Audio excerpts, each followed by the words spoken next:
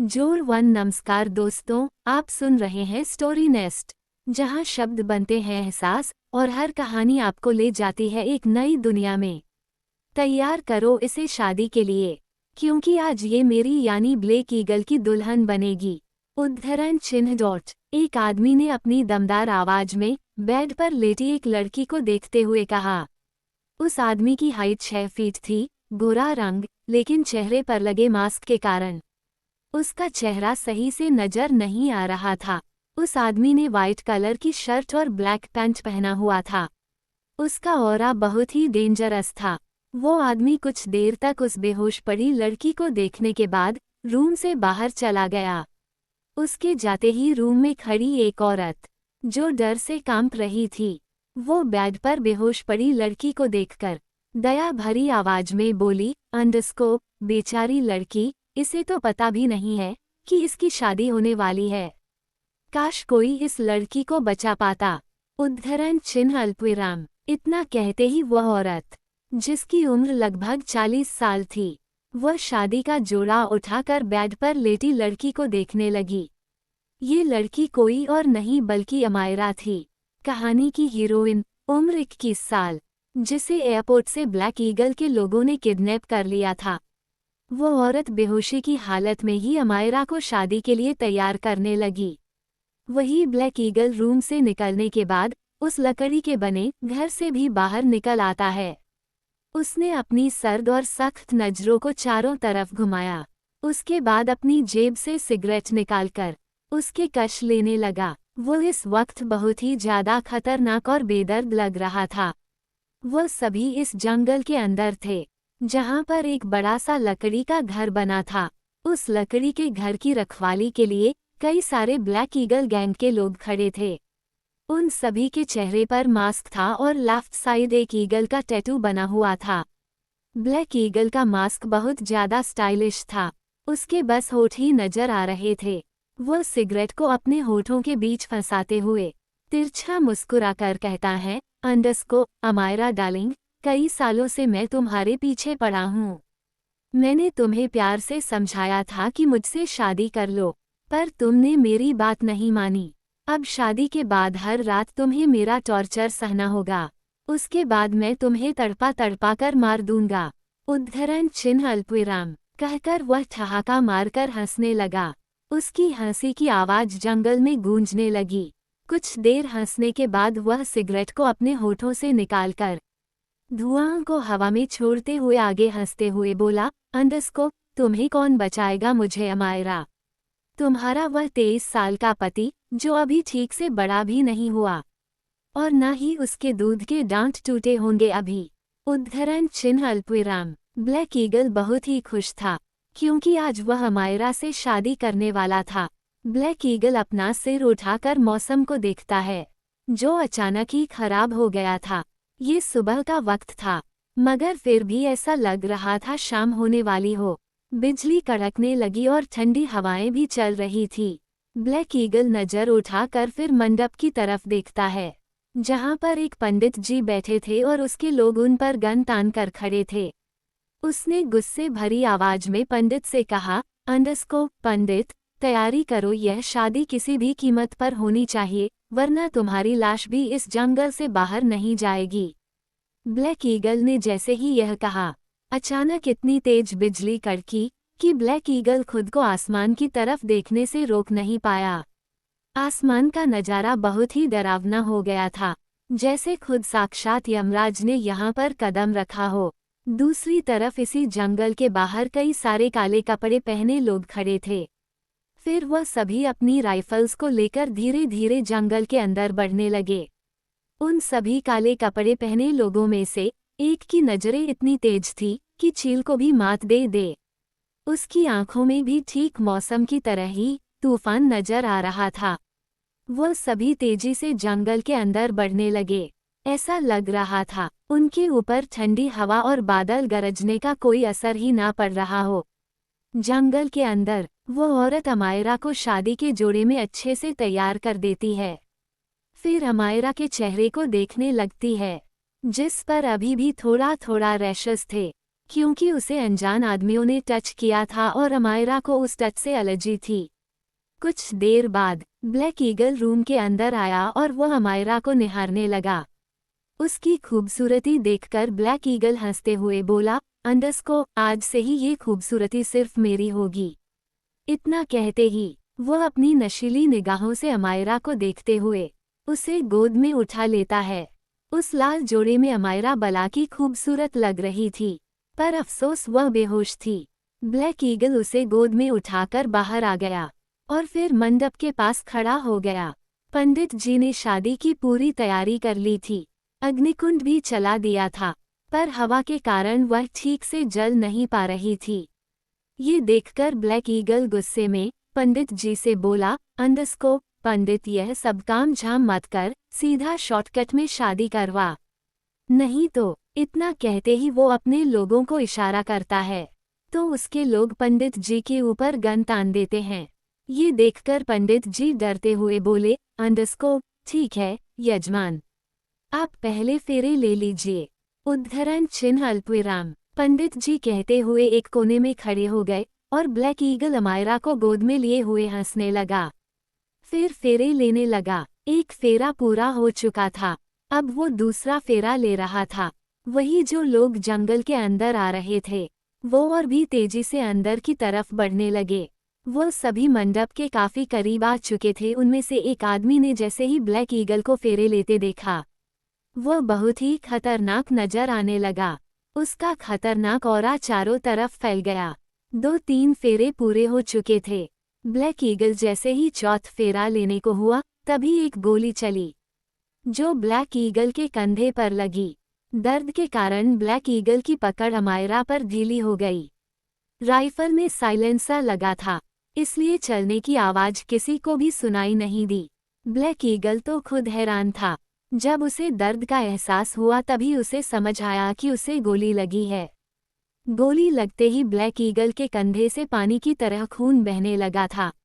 ये देखकर black eagle गुस्से में अपने लोगों को देखते हुए चिल्लाया, अंडरस्को, कोई तो यहाँ आसपास है, ढूंढो उसे और मेरे सामने लेकर आओ, जिंदा या मुर्दा। उद्धरण चिन्ह अल्पविराम। ब्लैक ईगल के चिल्लाते ही उसके लोग अलर्ट हो गए और आसपास उस इंसान को ढूंढने लगे जिसने गोली चलाई थी। वही जिस आदमी ने ब्लैक ईगल पर गोली चलाई थी।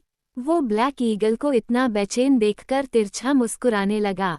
उसकी शिकारी नजरों ब्लैक ईगल के ऊपर टिकी हुई थी।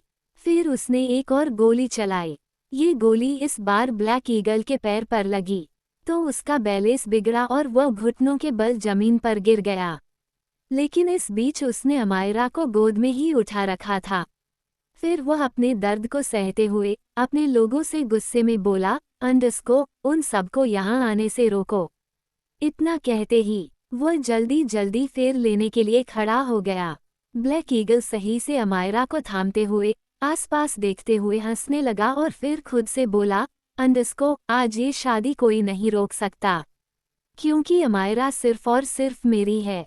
उद्धरण चिन्ह अल्पविराम। कहते हुए वो चौथा फेरा पूरा करता कि उससे पहले ही कोई उसके पीछे आकर खड़ा हो गया। फिर पलक झपकते ही उस इंसान ने ब्लैक ईगल के पैर पर जोर से किक मेरी और अमायरा को अपनी बाहों में थाम लिया। ये आदमी 6 फीट का था, इसलिए 5 फीट ही अमायरा को अपनी बाहों में संभालना उसके लिए कोई बड़ी बात नहीं थी। कि कितनी स्ट्रांग थी कि ब्लैक ईगल मुंह के बल जमीन पर गिर गया था। उसे ऐसा लग रहा था जैसे उसका घुटना टूट गया हो। ब्लैक ईगल गुस्से में खड़े होने की कोशिश करता है तो वो फिर से लखा कर गिर जाता है। ये देखकर जिस आदमी ने अमायरा को अपनी बाहों में पकड़ा हुआ था वो इस बार गुस्से में ब्लैक ईगल के मुंह पर अपने बूट से मरता है। उसके बाद ब्लैक ईगल के सीने पर अपने बूट को रखकर मसलते हुए कोल्ड वॉइस में बोला, अंडरस्को, हाउ डरे यू, तुम्हारी हिम्मत कैसे हुई तंशवर्धन जिंदल की वाइफी मिसेज अमायरा तंशवर्धन जिंदल को हाथ लगाने की।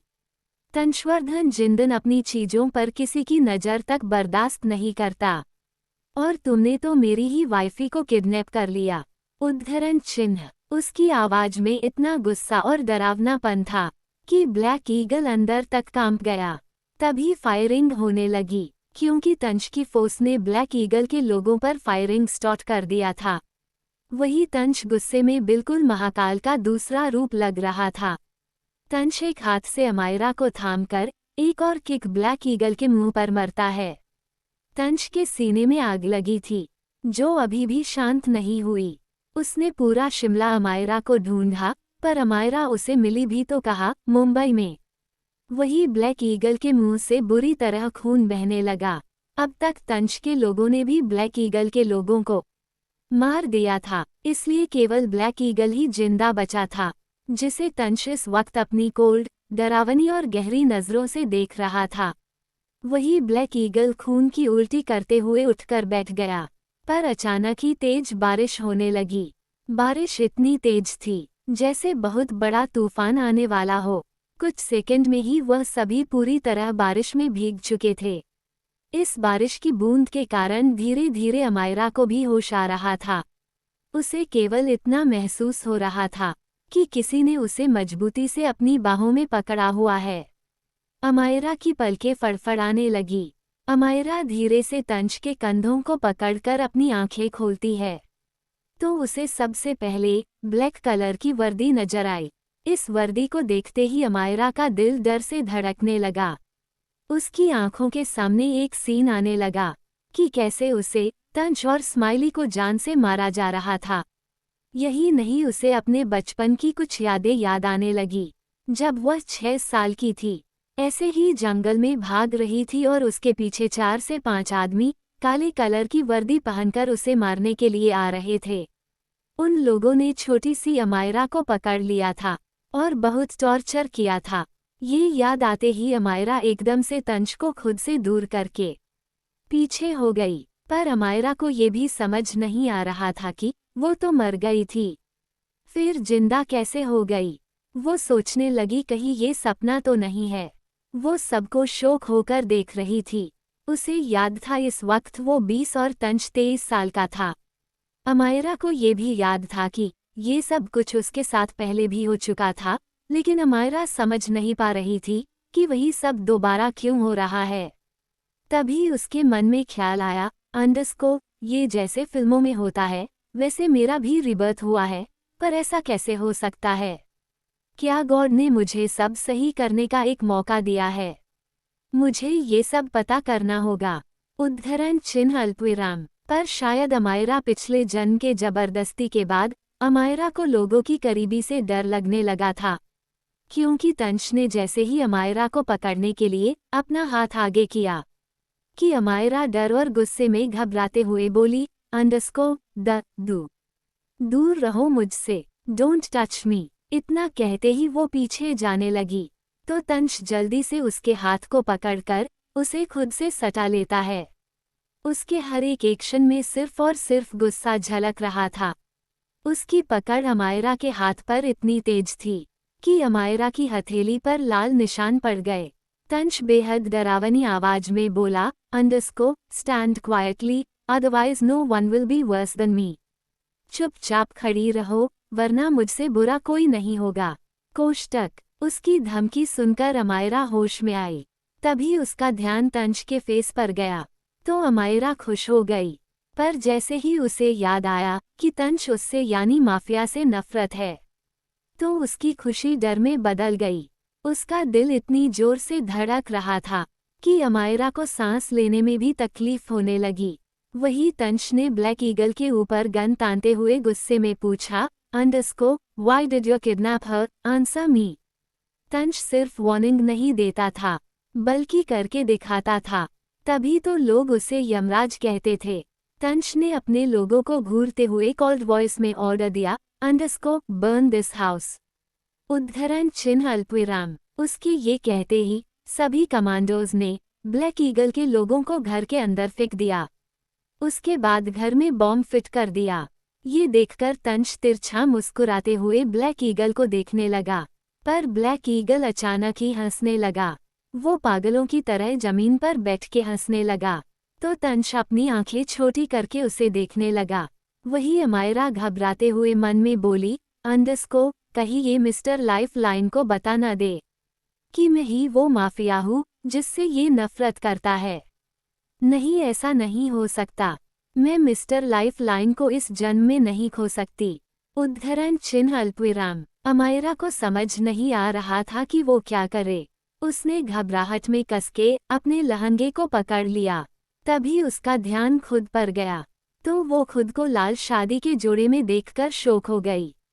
वही तंश ब्लैक ईगल के पेट पर गोली मारता है और उसके घाव पर पैर रखते हुए उसे देखने लगा, मगर ब्लैक ईगल अभी भी हंस रहा था।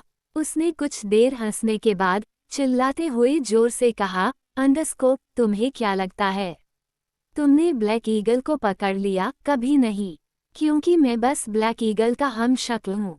मेरे जैसे हजारों हम शक्ल होंगे, पर तुम ब्लैक ईगल को पहचान नहीं पाओगे और न ही अमायरा को ले जाने से रोक पाओगे, क्योंकि वो अमायरा को पाके रहेगा। उद्धरण चिन्ह अल्पविराम। इसके आगे वो कुछ कहता, उससे पहले ही तंश उसके सीने पर 4 गोलियां लगातार मारते हुए गुस्से में डेंजरस मगर सनक भरी आवाज में बोला, अंडरस्कोप, वो सिर्फ तंशवर्धन जिंदल की है। अगर कोई भी उसे छुएगा तो मैं उसका नामो निशान मिटा दूंगा। उद्धरण चिन्ह अल्पविराम। उसकी आंखों में अमायरा के लिए इतना पागलपन देखकर नकली ब्लैक ईगल डेविल स्माइल करके कमजोर आवाज में बोला, अंडरस्कोप, वैसे तुम्हें माफिया से नफरत है न? क्या हो अगर तुम्हारा अपना ही कोई माफिया निकले? उसके सवाल से तंश खतरनाक नजरों से उसे घूरते हुए खतरनाक तरीके से बोला, अंडरस्कोप, आई डोंट केयर वो कौन है, पर वो जो कोई भी है, मैं उसे अपने हाथों से मारूंगा। उद्धरण चिन्ह अल्पविराम। उसकी आवाज में इतनी नफरत महसूस करके नकली ब्लैक ईगल अमायरा को देखकर हंसने लगा। वही अमायरा सुन्न हो गई थी। उसके कदम अपने आप ही पीछे जाने लगे, क्योंकि वो तंश के दिल में अपने लिए इतनी नफरत बर्दाश्त नहीं कर पा रही थी। अमायरा ने देखा कोई उसे नहीं देख रहा, तो वो जल्दी से भाग गई। वही तंश नकली ब्लैक ईगल के शरीर पर बॉम्ब लगाकर उसे पेड़ से उल्टा लटकाने के बाद जैसे ही मुड़कर देखता है, तो अमायरा को न देखकर उसका ऑरा डेंजरस हो गया। वो गुस्से में चिल्लाया, अंडरस्कोप, वाइफी कम हियर, अदरवाइज तुम्हारे लिए अच्छा नहीं होगा। उद्धरण चिन्ह अल्पविराम। वो अपनी लाल आंखों से चारों तरफ देखने लगा। वही इस घने जंगल में तेज तूफान आया हुआ था। अमायरा बारिश में भीगते हुए अपना लहंगा संभाल कर भाग रही थी। अमायरा मन में बस यही सोच रही थी कि क्यों उसे दूसरा जन्म दिया भगवान ने, अगर दिया भी तो क्यों उसे पता चलने दिया कि तंश उससे नफरत करता है। अमायरा अपने दिल में हो रहे दर्द को संभाल नहीं पा रही थी। उसे ये भी लग रहा था कि नकली ब्लैक ईगल ने तंश को सब बता दिया होगा और अब तंश उससे नफरत करेगा। दर्द से अमायरा की आंखें तक लाल थी। वो भागते भागते फिसलकर जमीन पर मुंह के बल गिर गई। आह! जैसे ही एक पत्थर उसके पैर पर लगा, उसकी आह निकल गई। तभी उसे एक जोड़ी बूट दिखे, तो वो अपनी लाल आंखों को उठाकर देखती है। अपने सामने तंश को देखते ही उसका रोम रोम तक कांप गया। तंश घुटनों के बल बैठ गया, फिर अमायरा के जबड़े को कसके पकड़ते हुए गहरी मगर डेंजरस आवाज में बोला, अंडरस्कोप, wifey, who will save you from me? अब मैं तुम्हारी वो हालत करूंगा कि तुम जिंदगी भर याद करोगी। उद्धरण चिन्ह। कहते ही वो अमायरा को गुस्से में बेदर्दी से किस करने लगा। अमायरा को तंश के छूने से कुछ नहीं होता था, इसलिए उसे रेशेज नहीं हुए। तंश बिल्कुल हैवान की तरह पेश आ रहा था, इसलिए अमायरा खुद को उससे अलग नहीं कर पा रही थी। पिछले जन्म में अमायरा उसकी हैवानियत देख चुकी थी, इसलिए अभी वो थोड़ा डरी थी। 3 बारिश तेज हो रही थी। इस बारिश में तंश पागलों की तरह अमायरा के होठों को चूम रहा था, पर वो किस कम और अमायरा के होठों को बाइट ज्यादा कर रहा था। उसकी पकड़ अमायरा के कमर पर कसती जा रही थी, जिस कारण अमायरा को दर्द हो रहा था। तंश अमायरा को किस करने के बाद उसे गुस्से में घूरते हुए खड़ा हो गया, पर अमायरा उसकी पकड़ से आज़ाद होने की कोशिश कर रही थी। अमायरा तंश को देखने की हिम्मत नहीं कर रही थी। उसने किसी तरह खुद को छुड़ाया और भागने लगी। उसकी ये हरकत काफी थी तंश के गुस्से को बढ़ाने के लिए। तंश ने अमायरा के हाथ को कसके पकड़ते हुए उसे एक झटके से अपने कंधे पर उठा लिया। और वहां से जाने लगा। अमायरा को उम्मीद नहीं थी कि तंश ऐसा करेगा। वो उसकी पीठ पर मारते हुए उतरने की कोशिश करने लगी, पर सब बेकार था। तंश के जाते ही सभी कमांडोज ने उस घर को बम से उड़ा दिया। फिर सभी हवा की तरह गायब हो गए, क्योंकि ये एक इनविजिबल कमांडोज थे, जो आर्मी के बेस्ट कमांडोज है। ये कब कहा जाते हैं, किसी को पता नहीं होता। वही शिमला के आर्मी हेड क्वार्टर ने एक आदमी जो आर्मी यूनिफॉर्म में गुस्से से बैठा था, देखकर ऐसा लग रहा था जैसे वो अपने गुस्से से ही सबको जलाकर भस्म कर देगा।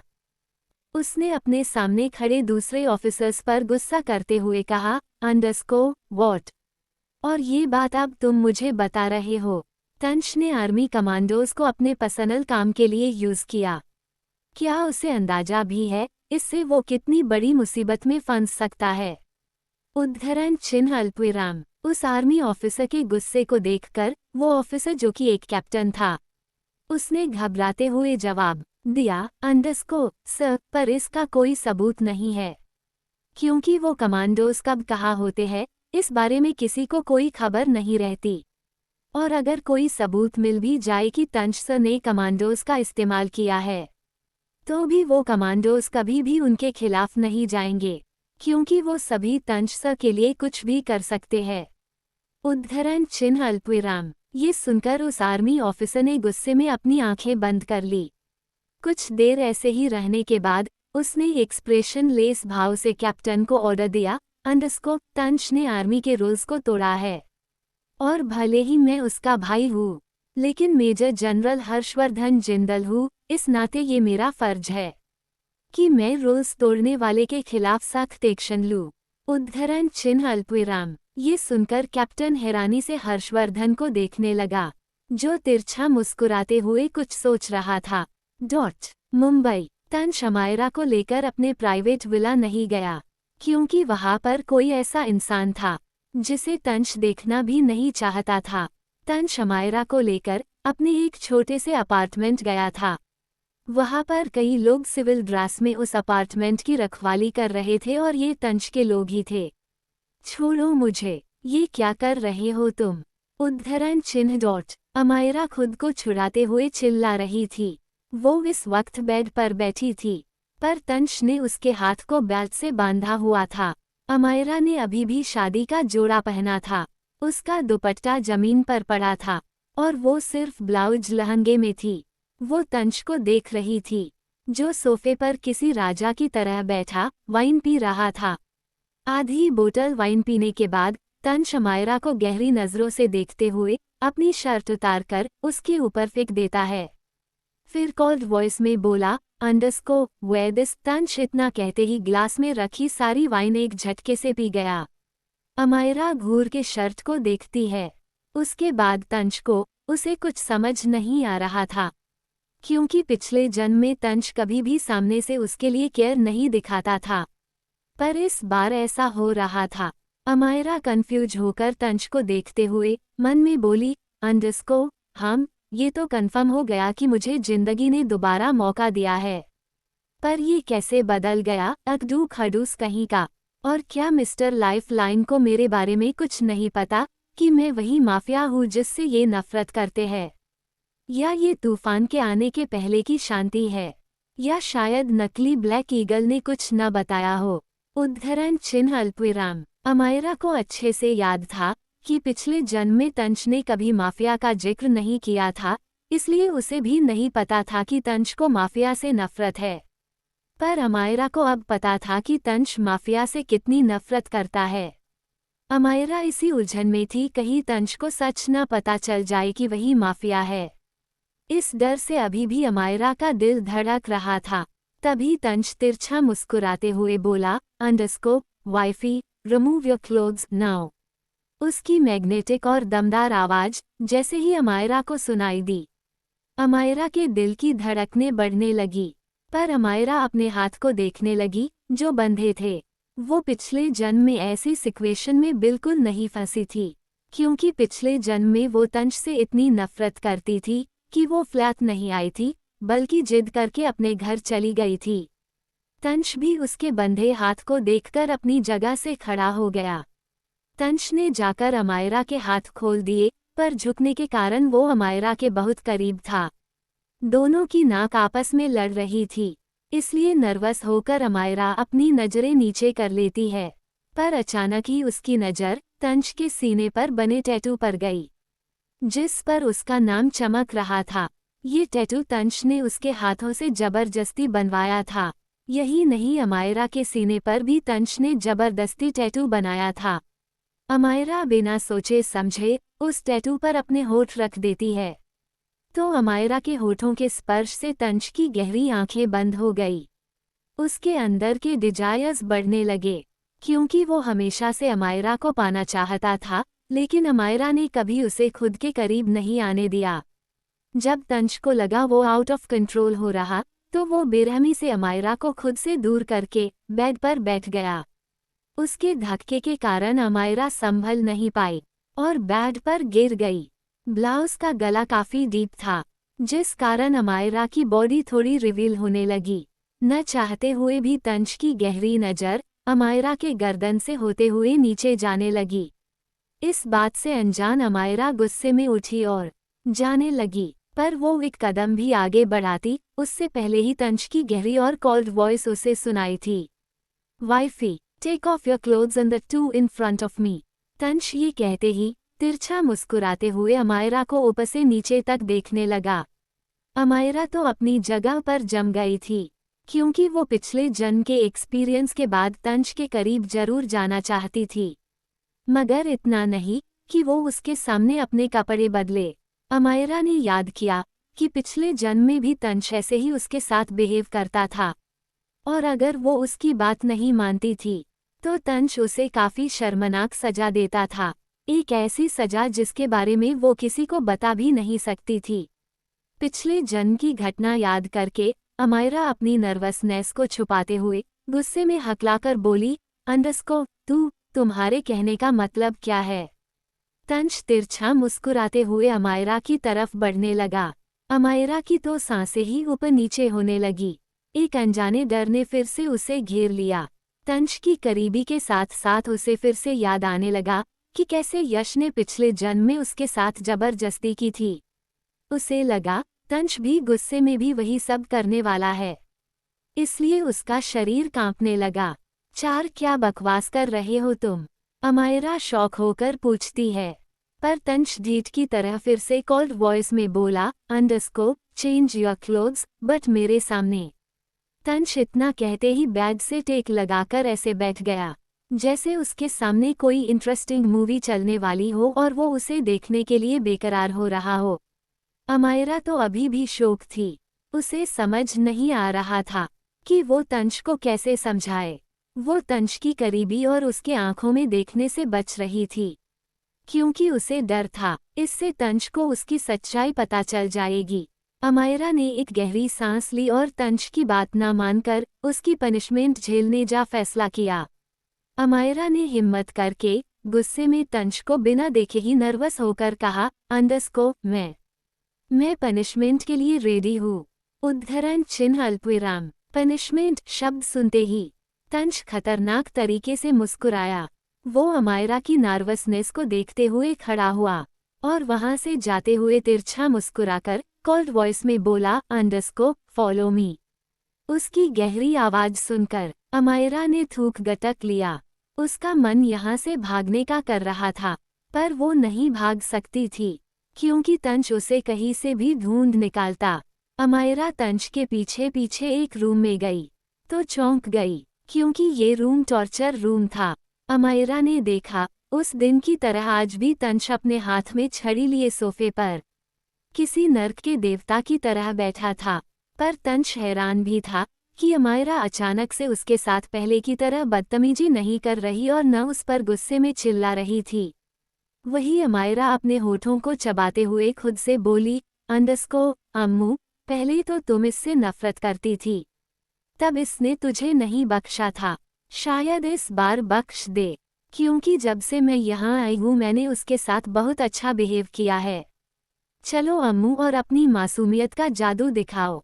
खुद से इतना कहते ही अमायरा अपने होठों पर मुस्कान सजाए तंज के पैरों को एकदम से पकड़ते हुए बोली, _A जी मिस्टर लाइफलाइन, सुनिए, मैं आपकी प्यारी अर्धांगी हूँ। क्या आप मुझे ऐसा दंड देंगे? क्या आपका हृदय मुझे सजा देने से नहीं रोक रहा? स्वामी अपनी भोली, छोटी, प्यारी और लाचार अर्धांगी पर क्यों अत्याचार कर रहे? आपको नहीं पता, पर ये छड़ी बहुत पीड़ा देती है। मुझसे जो भी गलती हुई है, स्वामी उसके लिए क्षमा कर दे।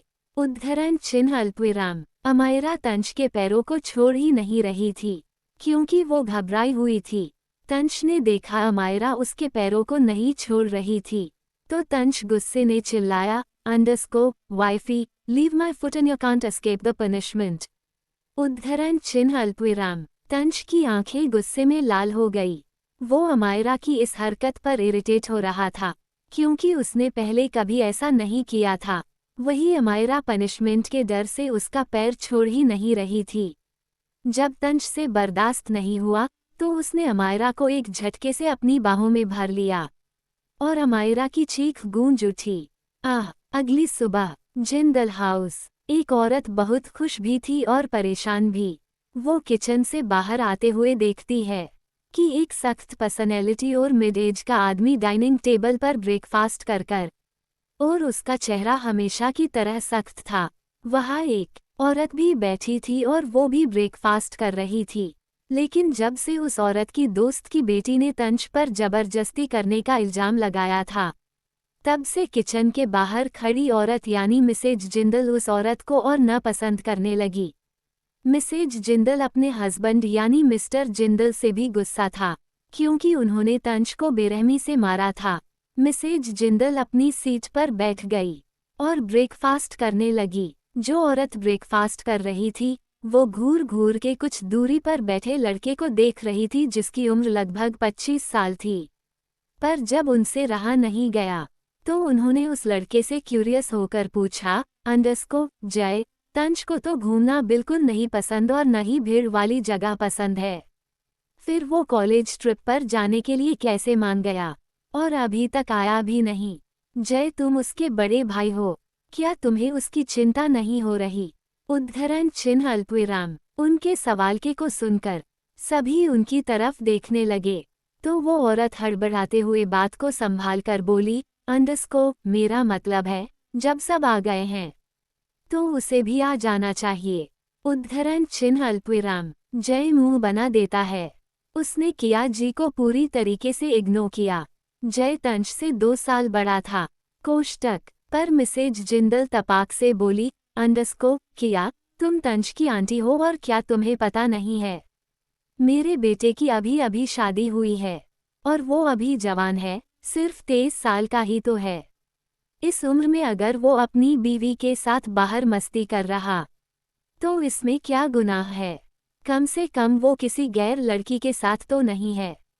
उद्धरण चिन्ह। मिसेज जिंदल के कहने का मतलब साफ था कि कियाजी बाहर गैर मर्दों के साथ रहती हैं, क्योंकि कियाजी बहुत ही घटिया और चालबाज औरत थी, और ये चीज़ कियाजी समझ गई थी। इसलिए वो गुस्से में बोली, आपको नहीं लग रहा? आप ज्यादा बोल रही हैं। उद्धरण चिन्ह अल्पविराम। मिसेज जिंदल भोली सी शक्ल बनाकर मुस्कुराते हुए जवाब दिया, किया, मैंने तो सिर्फ तुम्हारे सवाल का जवाब दिया है, तो इतना गुस्सा क्यों हो रही हो? खैर, मैं तो चाहती हूँ मेरा तंज मुझे जल्दी से पोता या पोती दे दे। मैं तो इसी में खुश रह लूंगी। उद्धरण चिन्ह। किया जी अब यहाँ रुकना नहीं चाहती थी।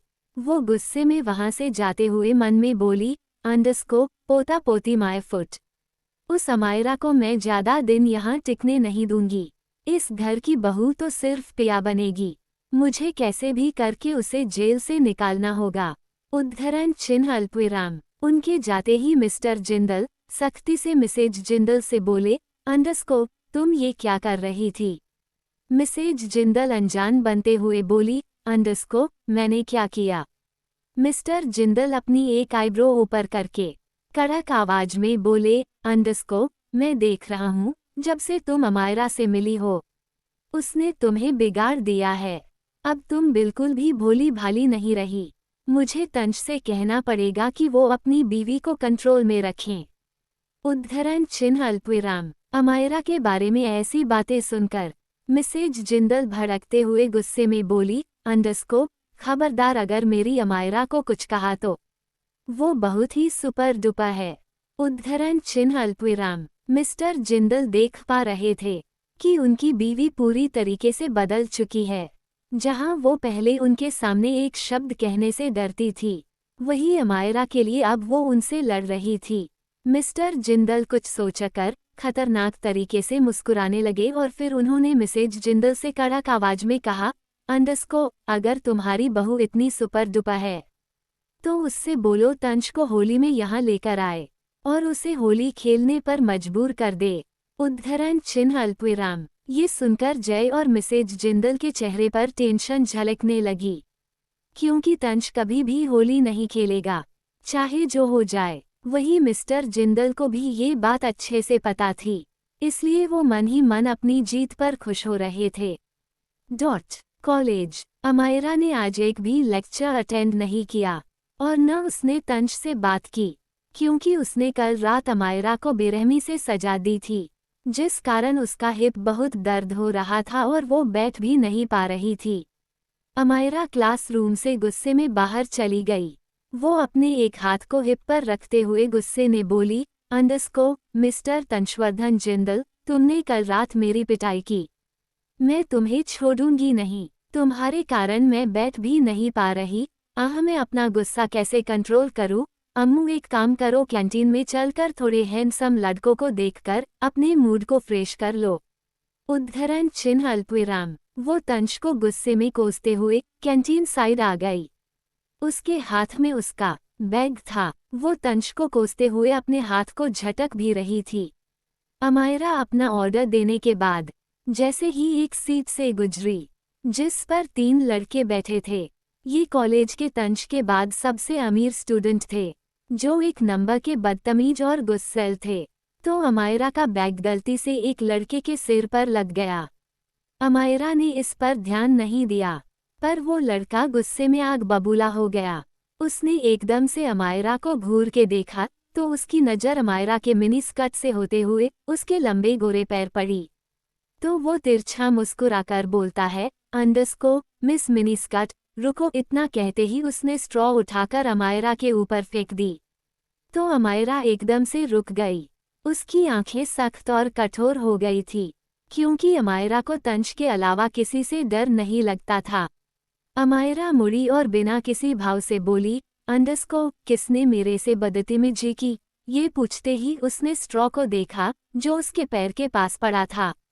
वही वो लड़के अमायरा की ऊंची आवाज सुनकर और गुस्सा हो गए। पूरी कैंटीन में शांति फैल चुकी थी। आसपास मौजूद बच्चे डरे बैठे थे, क्योंकि वो सभी उस लड़के को बहुत अच्छे से जानते थे और ये भी जानते थे कि अमायरा तंश से रिलेटेड है। और सबसे बड़ी बात तो ये थी कि वो लड़का और तंश एक दूसरे के जानी दुश्मन थे। सभी आगे के नज़ारे को देखने के लिए डरे हुए भी थे और एक साइड भी थे। जिस लड़के ने अमायरा के ऊपर स्ट्रॉ फेंकी थी, वो अमायरा को ऊपर से नीचे तक अजीब नज़रों से देखता है, फिर बड़े ही घमंड के साथ मुस्कुराते हुए कहता है, अंडरस्कोप, ये गुलाब का फूल हमारे कॉलेज में कब आया और मेरी नज़रों से कैसे बचा रहा? उद्धरण चिन्ह अल्पविराम। ये सब कहते वक्त भी उसकी नज़र अमायरा के गोरे पैरों पर थी। उसकी नज़रों को खुद पर महसूस करके अमायरा को और भी ज़्यादा गुस्सा आने लगा, क्योंकि अब उसे ऐसी नज़रें बिल्कुल पसंद नहीं थी। एक तो वो पहले से ही तंश पर गुस्सा थी, ऊपर से इन लड़कों ने उसे और गुस्सा दिला दिया। अमायरा ने सोचा अब वो अपना गुस्सा इन पर ही उतरेगी। अमायरा बड़े एटीट्यूड के साथ उस लड़के के सामने जाकर खड़ी हो गई। फिर उसकी आंखों में आंखें डालकर उसे उंगली दिखाते हुए अपनी कोल्ड वॉइस में बोली, अंडरस्कोप, अभी के अभी मुझसे माफ़ी मांगो अपनी इस हरकत के लिए, वरना ऐसी हालत करूंगी ना कि शीशे में खुद की शक्ल देखकर भी खुद को पहचान नहीं पाओगे। उद्धरण चिन्ह अल्पविराम। उसके एटीट्यूड को देखकर वो लड़का अपनी आंखें छोटी कर लेता है, मगर जब उसने देखा अमायरा उसे उंगली दिखा रही है तो उसका ईगो हट हो गया। उसने गुस्से में टेबल पर हाथ मारते हुए अमायरा से कहा, अंडरस्को, क्या तुम्हें पता भी है मैं कौन हूँ और तुम्हारे साथ क्या कर सकता हूँ? उद्धरण चिन्ह अल्पविराम। उसे इस तरह भड़कते देख अमायरा मुस्कुराई, फिर अपने बैग को पकड़कर कुछ सोचने का नाटक करते हुए बोली, अंडरस्को, कौन हो तुम? मुझे तो सच में नहीं पता कि कौन हो तुम, लेकिन क्या तुम्हें भी नहीं पता कि तुम कौन हो, और इसलिए तुम ये बात मुझसे पूछ रहे हो?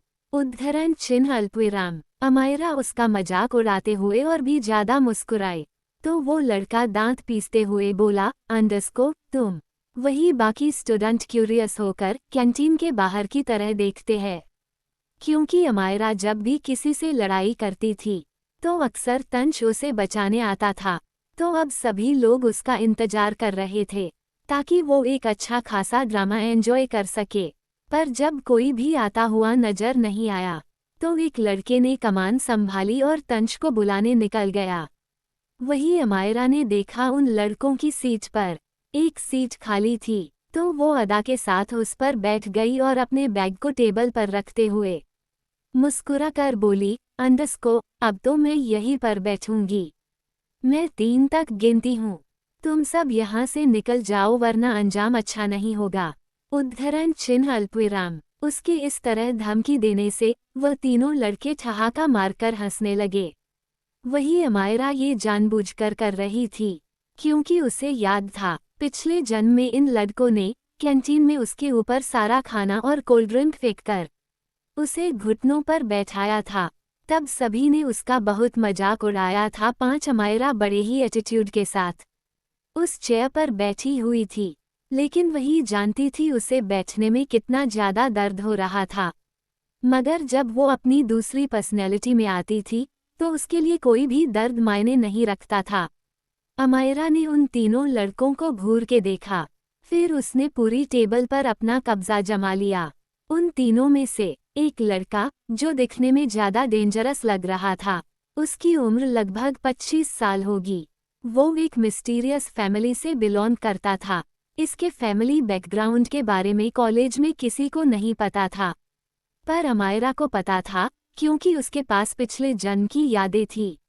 वो लड़का अमायरा को इंटरेस्ट के साथ देख रहा था।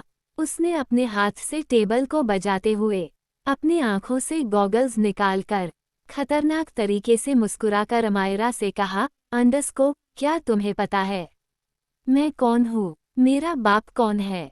और क्या तुम्हें डर नहीं लगता कि मैं तुम्हारी इस हरकत के कारण तुम्हारे साथ कुछ भी कर सकता हूँ? क्योंकि विक्की राय के साथ आज तक किसी ने ऐसा नहीं किया। अपनी बात खत्म करते ही वो अमायरा को ऐसे देखने लगा जैसे अमायरा अभी डर जाएगी, मगर इसके उलट अमायरा अपने कंधे को उचकाते हुए बोली, अंडरस्को, मुझे कोई डरा सके इतना किसी में दम नहीं, और इस पूरी दुनिया में एक इंसान के अलावा किसी में इतनी हिम्मत भी नहीं है जो वो अमायरा रायचंद को डरा सके। उद्धरण चिन्ह अल्पविराम। अमायरा के बोलने का अंदाज और उसकी निडर आंखें देखकर विवेक उससे बहुत ही ज्यादा इम्प्रेस हो रहा था।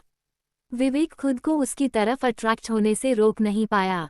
उसने अपनी मिस्टीरियस आंखों से अमायरा की आंखों में देखा, जो चमक रही थी। अमायरा में कुछ तो ऐसा था जो उसे खोने पर मजबूर कर रहा था। शायद इसलिए क्योंकि आज तक हर लड़की उसे देखकर डरती थी, मगर अमायरा नहीं डर रही थी। वहीं बैठे दूसरे लड़के ने गुस्से से अपनी मुट्ठी बंद कर ली, क्योंकि उसे अमायरा का यूं जवाब देना बिल्कुल पसंद नहीं आ रहा था। उसने अपना जूस का ग्लास उठाया और जैसे ही अमायरा के ऊपर फेंकने वाला था, उतने में ही अमायरा ने उसके हाथ को पकड़कर दूसरी दिशा में कर दिया, जिस कारण सारा जूस विवेक के ऊपर गिर गया।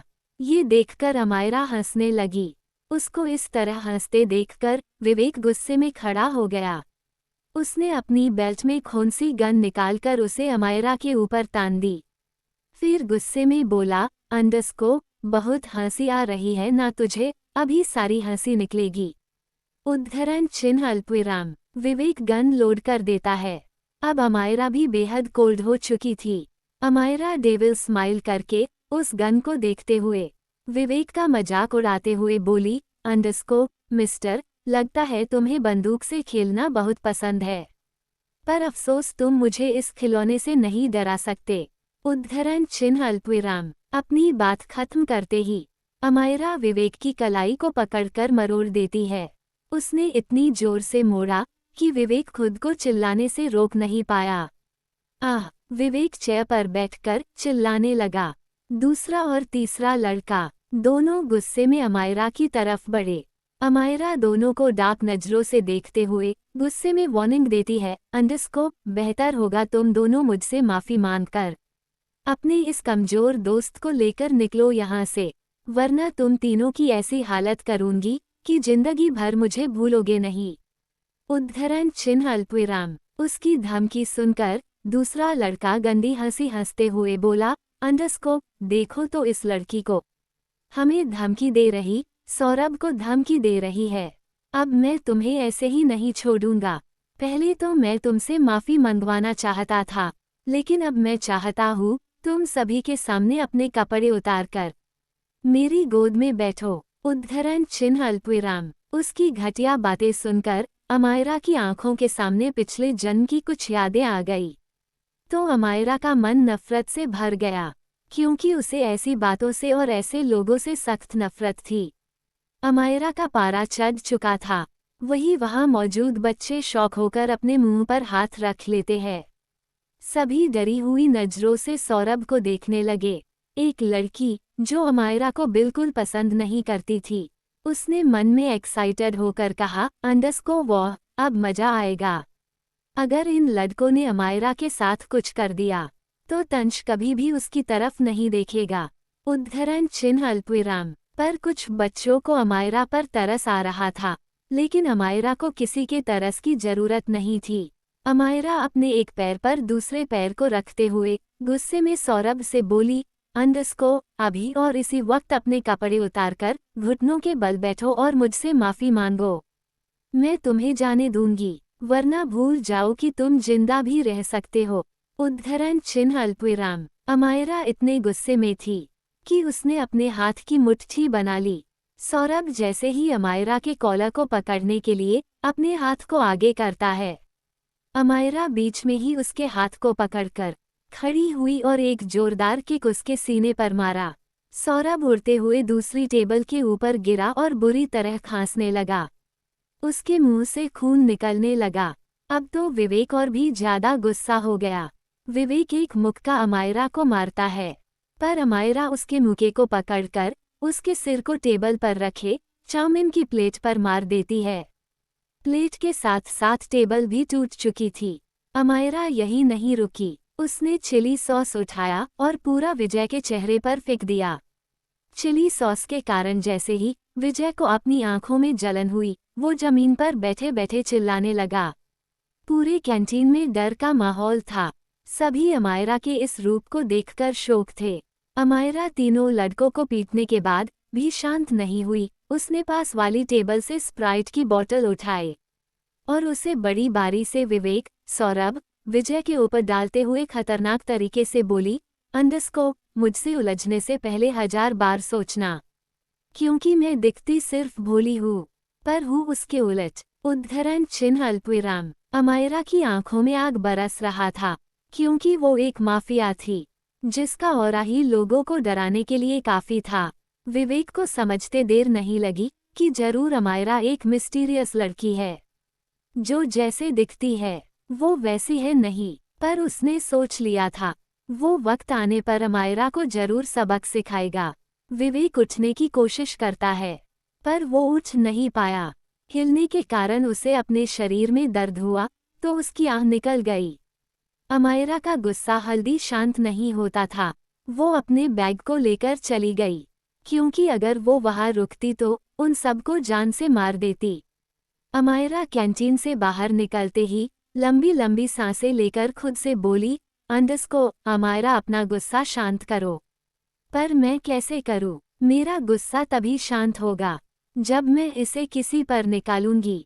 उद्धरण चिन्ह अल्पविराम। उसने जैसे ही ये कहा, उसकी नज़र तंश पर गई जो उसी तरह आ रहा था, लेकिन उसने उसे इग्नोर कर दिया और ये चीज़ तंश को पसंद नहीं आई, क्योंकि तंश ने भी उसे देख लिया था। अमायरा अपने गुस्से को शांत करने के लिए शॉपिंग करने चली गई। वो कॉलेज से कुछ ही दूरी पर बने मॉल में गई थी। अमायरा ने ढेर सारा सामान खरीदा, फिर एक ड्रेस लेकर चेंजिंग रूम में चली गई। जब वो चेंजिंग रूम का दरवाजा बंद कर रही थी, अचानक से कोई दरवाजा को धक्का देकर अंदर आ गया। अमायरा गुस्से में उस इंसान को मारती, उससे पहले ही तंश दरवाजा अंदर से बंद करके गुस्से में उसे देखने लगा। उसने गुस्से से अमायरा की कलाई को मोड़ते हुए कोल्ड वॉइस में कहा, अंडरस्को wifey, you again ignore me, जबकि तुम जानती हो नफरत है मुझे इग्नोर होने से। उद्धरण चिन्ह अल्पविराम। वो गुस्से में अमायरा को अपनी बाहों में भरता, उससे पहले ही अमायरा उसके घुटने पर जोर से किक करके उसे घुटनों के बल जमीन पर बैठा देती है। फिर तंश के रिएक्ट करने से पहले वो तंश को जबरदस्ती और वाइल्ड किस करने लगी। ये पहली बार था जब अमायरा ने सामने से तंश को किस किया था, इसलिए तंश का माइंड ब्लैंक हो गया, पर जल्दी ही उसने खुद को संभाला।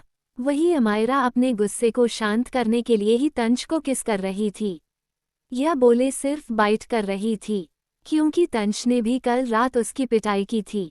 अमायरा की वाइल्ड किस तंश को दर्द दे रही थी, पर उसने कोई रिएक्ट नहीं किया।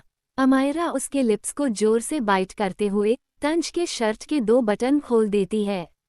उसके बाद वो तंश के होठों को छोड़कर उसके गर्दन और चेस्ट पर बाइट करने लगी। धीरे धीरे ऐसा करके अमायरा का गुस्सा शांत होने लगा, पर वो तंश को जोर से बाइट कर रही थी कि तंश के शरीर पर काटने के निशान से खून निकलने लगा। तंश महसूस कर रहा था अमायरा के गुस्से को, इसलिए उसने उसे नहीं रोका और उसकी मनमानी करने दी। लगभग 10 मिनट बाद अमायरा का गुस्सा जब शांत हुआ तो वो तंश से दूर हुई। अब अमायरा का माइंड अच्छे से चल रहा था। वो अपनी जगह से खड़ी होकर और एक लंबी सांस लेकर खुशी से बोली, अंडरस्को आह, मेरा गुस्सा तो शांत हो। आह नहीं बचाओ। अमायरा रिलैक्स होते ही जैसे ही तंश को देखती है तो वो चौंक जाती है। तंश के होठों के कोने से खून निकल रहा था, उसके गर्दन पर बने निशान और तंश की गुस्सैल आंखों को देखकर अमायरा की जान हलक में आ गई। अमायरा डरते हुए बोली, अंडरस्को मिस्टर लाइफलाइन, सॉरी गलती से हो गया। जी सुनिए, मेरे साथ कुछ मत करिएगा। उद्धरण चिन्ह अल्पविराम। तंश की शिकारी नजरों से और गुस्से से बचने के लिए अमायरा डोर खोलकर भागने लगी। वो सच में बहुत ही ज्यादा डर गई थी कि पता नहीं तंश उसके साथ क्या कर देगा, क्योंकि अमायरा को अच्छे से याद था पिछले जन्म में तंश हमेशा उसके साथ जबरदस्ती करता था और बहुत ही वाइल्ड तरीके से उसके साथ पेश आता था। इसी मॉल में मिस्टर रायचंद यानी अमायरा के डैडी और मिसेज जिंदल भी थी। अमायरा चेंजिंग रूम से जैसे ही निकली उसे सामने ही मिसेज जिंदल दिखी। अमायरा ने आव देखा ना ताव, वो डरते हुए झट से मिसेज जिंदल के गले लग गई। अमायरा के चिल्लाने की आवाज सुनकर कई लोग चेंजिंग रूम की तरफ आ गए थे।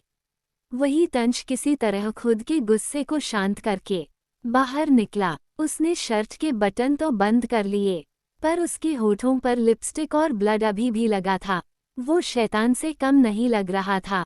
सभी अजीब नजरों से तंश को देखने लगे। मिसेज जिंदल गुस्से में चिल्लाए, अंडरस्को नालायक, मेरी अम्मू के साथ चेंजिंग रूम में क्या किया तुम?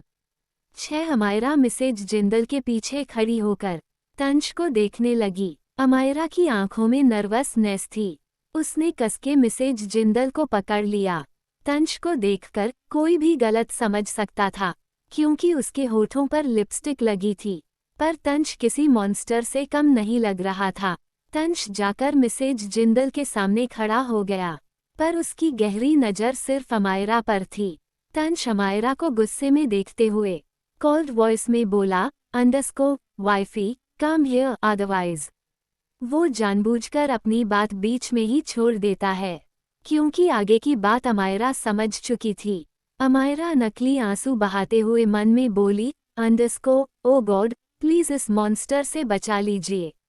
आखिर आपकी मुझसे क्या दुश्मनी है? गॉड कुछ भी करिए, पर मुझे फिर से पनिशमेंट नहीं चाहिए। उद्धरण चिन्ह अमायरा यही सब सोच रही थी। तभी मिसेज जिंदल तंश को गुस्से में घूरते हुए बोली, अंडरस्को, नालायक, मेरी बहू को मेरे ही सामने धमका रहे हो। और ये तुम्हारे होठों पर लिपस्टिक कैसे लगी? क्या तुम अमायरा के साथ जबरदस्ती कर रहे थे? उद्धरण चिन्ह अल्पविराम। अमायरा ये सुनकर शर्मा गई, क्योंकि जबरदस्ती किस उसने की थी? तंश ने नहीं। तंश खतरनाक तरीके से मुस्कुराकर मिसेज जिंदल से बोला, अंडरस्को, मॉम, आपकी बहू ने मेरा एडवांटेज लिया है। उद्धरण चिन्ह अल्पविराम। मिसेज जिंदल शोक थी, तो वही अमायरा के दिल की धड़कन बढ़ने लगी। वो आंखों ही आंखों में तंश को चुप रहने को बोल रही थी, पर तंश ने उसे पूरी तरह से इग्नोर किया और मिसेज जिंदल से रहस्यमयी मुस्कान के साथ आगे कोल्ड वॉइस में बोला, अंडरस्को, मॉम, आपकी बहू बहुत मेहनत कर रही है आपको पोता देने के लिए, क्योंकि जब से शादी हुई है वो हर वक्त मुझे फोर्स करती है। मुझे तो बताते हुए भी शर्म आ रही। उद्धरण चिन्ह अल्पविराम। तंश वैसे तो जल्दी कभी किसी से बात नहीं करता था, पर आज उसने जरूरत से ज्यादा बात की। इस बात से अमायरा हैरान थी, पर वो शर्मिंदा भी थी उसकी बातों से। मिसेज जिंदल हैरानी से अमायरा को देखते हुए उसे डांटते हुए बोली, अंडरस्को, अम्मू, बेटा, मैंने तो ऐसे ही कह दिया था कि मुझे पोता पोती चाहिए, पर तुम इसके लिए बहुत छोटी हो। आगे से ऐसा मत करना, क्योंकि तुम खुद बच्ची हो, तो तुम बच्चे को कैसे संभालोगी? उद्धरण चिन्ह अल्पविराम। अमायरा बेचारी का पूरा चेहरा टमाटर की तरफ लाल हो चुका था। उसे तंश पर बहुत गुस्सा आ रहा था, क्योंकि उसने झूठ कहा था। अमायरा सोच रही थी, उसे इतनी शर्म पहले कभी नहीं आई थी। मिसेज जिंदल को अचानक कुछ याद आया, तो वो चौंक कर बोली, अंडरस्को, मैं तो भूल ही गई। आज मुझे गेस्ट की लिस्ट बनानी है कि किसे होली में इनवाइट करना है। अब मैं चलती हूँ, तुम दोनों होली की पार्टी में जल्दी आना। उद्धरण चिन्ह अल्पविराम। वो तंश और अमायरा को देखते हुए जल्दी से भाग गई। तंश तो होली के नाम से ही गुस्से में मुट्ठी बंद कर लेता है। अमायरा भी तंश को देखने लगी, क्योंकि उसे अच्छे से याद था, पिछले जन्म में तंश होली की पार्टी में नहीं आया था। यही नहीं, उस दिन काफी कुछ हुआ था, जिस कारण तंश हॉस्पिटल में था और अमायरा उसे देखने तक नहीं गई थी। पर तंश की सुनी नजरों को बस अमायरा का ही इंतजार था, लेकिन उसका इंतजार सिर्फ इंतजार ही रह गया था। अमायरा को याद आया कि उसे तंश से मिलने के लिए सभी ने कहा, पर अमायरा नहीं गई। ऊपर से उसने मिस्टर रायचंद से बहुत लड़ाई की थी। जैसे जैसे अमायरा पिछली जन्म की बातें याद कर रही थी, उसके अंदर दर्द भरता जा रहा था।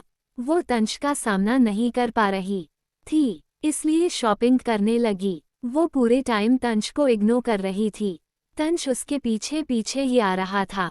अमायरा ने जिन भी चीजों को हाथ लगाया था, तंश ने अपने सीक्रेट गार्ड से कहकर सब पैक करवा दिया, पर इस बारे में अमायरा को नहीं पता था। अमायरा कुछ और ड्रेस ट्राई करके मॉल से बाहर आ गई, पर अचानक ही उसकी नज़र सामने से आ रहे इंसान पर पड़ी, तो वो चौंक गई। अमायरा का चेहरा सीरियस हो गया। वो अपनी स्कर्ट पर अपनी पकड़ कसते हुए पीछे मुड़कर तंश को देखती है, जो बिल पे कर रहा था। अमायरा राहत की सांस लेकर सामने देखती है, तो सामने से आ रहा इंसान उसके पास खड़े होकर डेविल स्माइल करके उसे देखने लगा।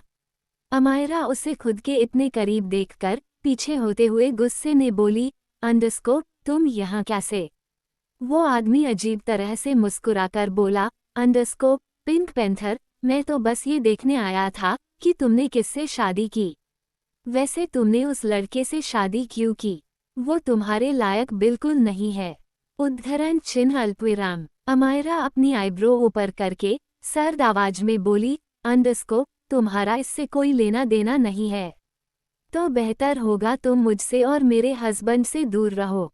उद्धरण चिन्ह अल्पविराम। वो आदमी ठहाके मारकर हंसने लगा, फिर तिरछा मुस्कुराते हुए उसके करीब गया और अमायरा के कान में धीरे से बोला, अंडरस्को, सोचो अगर मैं उसे बता दूं कि तुम्हारी सच्चाई क्या है, तो क्या वो तब भी तुम्हें अपनी बीवी मानेगा? उद्धरण चिन्ह अल्पविराम। अमायरा की आंखें छोटी हो गई। बेशक वो कभी भी सच्चाई तंज के सामने नहीं आने देगी, लेकिन वो आदमी अमायरा के ज्यादा करीब था, इसलिए अमायरा को एलर्जी होने लगी। उसका फेस रेड होने लगा। अमायरा लड़खड़ाते हुए पीछे होने लगी। ये देखकर वो आदमी जल्दी से उसे पकड़ता है, पर अचानक ही एक जोरदार मुक्का उसे पड़ा और वो जमीन पर गिर गया।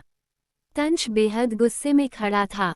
उसके माथे की नसें गुस्से में दिख रही थी। वो महाकाल से कम नहीं लग रहा था। उसने उस आदमी को जमीन से उठाया और उसे गुस्से में पंच पर पंच मारने लगा।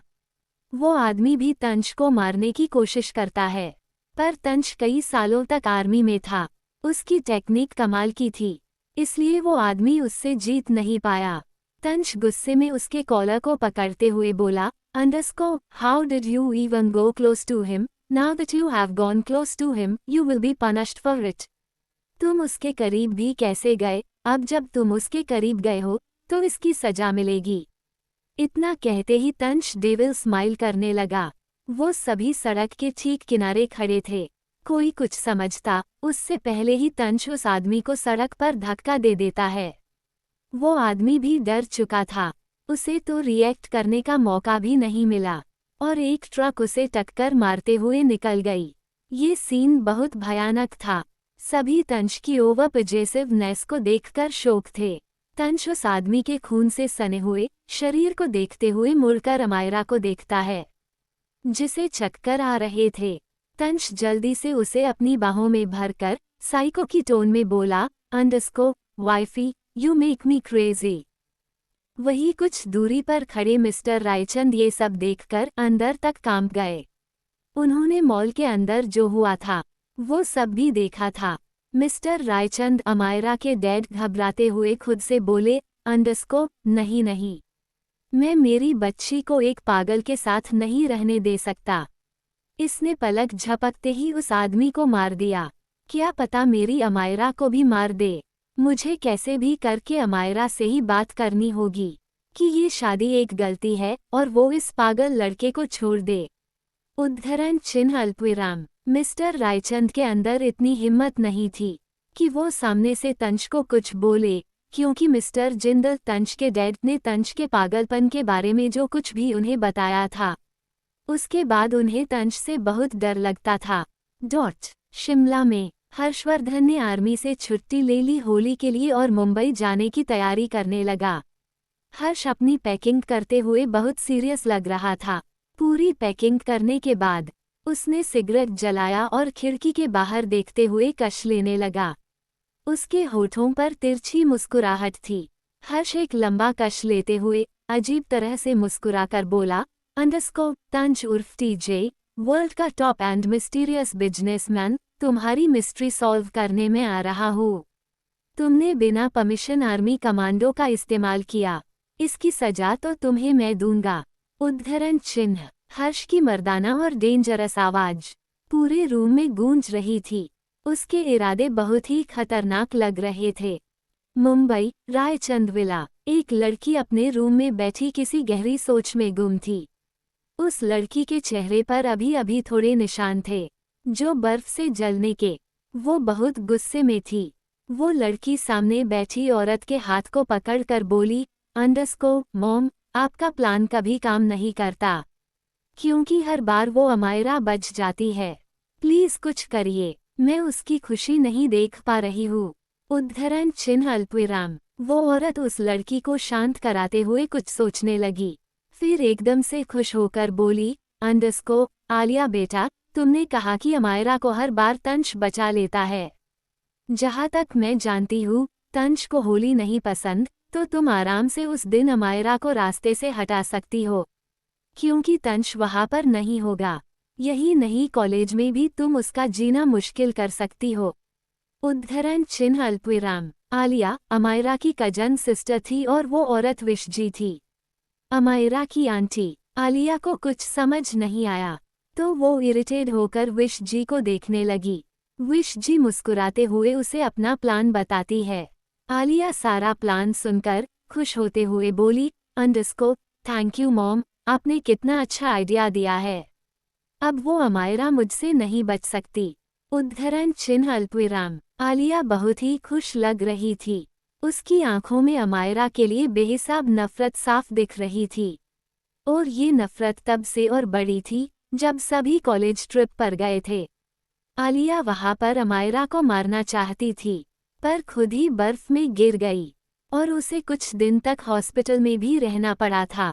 तंश का प्राइवेट विला, एक छोटी सी बच्ची के साथ एक लड़का बैठा था जो बहुत हैंडसम था। ये जय था। ऐसा लग रहा था दोनों किसी का इंतजार कर रहे। वो 3 साल की बच्ची बोर हो चुकी थी, इसलिए वो सोफे से उठकर तोतली जुबान से बोली, डैडी नंबर 33, डैडी नंबर 44 कहा है। और कूल मम्मा भी। जय देखता है कि वो बच्ची उसे गुस्से से देख रही थी, तो वो अपना गला साफ करके कुछ कहने वाला था, स्माइली, पर तभी उसे कार रुकने की आवाज सुनाई दी। तो स्माइली खुश होकर बाहर की तरफ देखती है, जहां से तंश बेहद गुस्से में अमायरा को खींचते हुए ला रहा था। तंश ने किसी को नहीं देखा। उसने अमायरा को पनिशमेंट रूम में ले जाकर सोफे पर फेंकते हुए सनक के साथ कहा, वाइफी, तुमने उस आदमी को हॉस्पिटल क्यों भेजा? क्या वो तुम्हारा कुछ लगता है? उद्धरण चिन्ह अल्पविराम। कहते ही वो अमायरा के ऊपर आकर उसे अपनी आगोश में ले लेता है। उसका डेंजरस ऑरा पूरे रूम को डेंजरस बना रहा था। तंश गुस्से में था क्योंकि अमायरा ने उस आदमी को हॉस्पिटल पहुंचाया था। अमायरा बिल्कुल शांत थी क्योंकि पिछले जन्म में जब भी वो तंश को जवाब देती थी तो तंश जबरदस्ती करने की कोशिश करता था, इसलिए वो शांत थी। पर उसे नहीं पता था उसकी शांति तंश को भड़का रही थी। तंश एक झटके से अमायरा के बालों को पकड़कर उसे खुद एसएस चिपका लेता है। वो अमायरा के होठों को बाइट करके के कोल्ड वॉइस में बोला, वाइफी, ये गुस्सा मुझसे बर्दाश्त नहीं हो रहा। मुझसे आज ही तुम्हारा जिस्म चाहिए, चाहे तुम्हारी मर्जी हो या न हो। उद्धरण चिन्ह अल्पविराम। उसके हाथ अमायरा के शर्ट पर सांप की तरह रेंगने लगा। तंश को हमेशा की तरह आज भी लग रहा था कि अगर वो अमायरा के साथ फिजिकल होगा तो अमायरा हमेशा उसके पास रहेगी और उससे प्यार करेगी। अमायरा अभी तक शांत थी, लेकिन इंटीमेट होने वाली बात सुनकर वो कसके तंश के कॉलर को पकड़ लेती है। फिर से उसकी आंखों के सामने घूमने लगा कि कैसे पिछले जन्म में कई लोगों ने मिलकर उसके साथ वो सब किया था। उसके जिस्म को नोचा था, जिस कारण अमायरा को इस जन्म में लोगों की करीबी से डर लगता था। और पता नहीं कब तक उसका ये डर बना रहेगा। अमायरा जल्दी से तंश को खुद से दूर करते हुए बोली, ये गलत है। तंश नहीं, मुझे इन सब से डर लगता है। उद्धरण चिन्ह अल्पविराम। पर तंश पूरी तरह से पागल हो चुका था। उसके अंदर इनसिक्योरिटी आ चुकी थी। उसने अमायरा की नहीं सुनी और उसके टॉप को फाड़कर फेंक दिया। अमायरा के तो होश उड़ गए। वो जल्दी से होश में आते ही खुद को ढकते हुए गुस्से में बोली, मुझसे दूर रहो। यश मत करो ऐसा। उद्धरण चिन्ह अल्पविराम। अमायरा के साथ पिछले जन्म में यश ने सबसे पहले जबरदस्ती की थी, इसलिए अब उसे तंश में यश दिख रहा था। लेकिन तंश तो ठहरा एक मॉन्स्टर। उसने अमायरा के गालों को दबाते हुए इम्पेशेंट होकर पूछा, कौन है ये? यश, वो तुम्हारे कितने करीब आया है? क्या रिश्ता है तुम दोनों का? बोलो। तंश ने इंतजार नहीं किया अमायरा के जवाब का, बल्कि उसे फोर्स्ड किस करने लगा। तंश को लग रहा था एक बार वो दोनों एक हो जाएंगे तो कोई भी उन दोनों के बीच नहीं आ पाएगा। पर ये उसकी गलतफहमी थी। उसका एक हाथ अमायरा के स्कर्ट के अंदर की तरफ बढ़ रहा था, जिसे अमायरा रोकने की कोशिश कर रही थी, पर उसके हाथ कांप रहे थे, इसलिए अमायरा उसे नहीं रोक पा रही थी। अमायरा समझ नहीं पा रही थी कि वो इतनी मजबूत होते हुए भी किसी की करीबी से क्यों कमजोर पड़ जाती है, जबकि उसने पिछले जन्म के उस बुरे हादसे से उभरने की बहुत कोशिश की। हर कहानी अपने साथ एक एहसास छोड़ जाती है। अगर ये कहानी आपके दिल तक पहुंची हो तो जुड़े रहिए स्टोरी नेस्ट के साथ। एपिसोड 7 में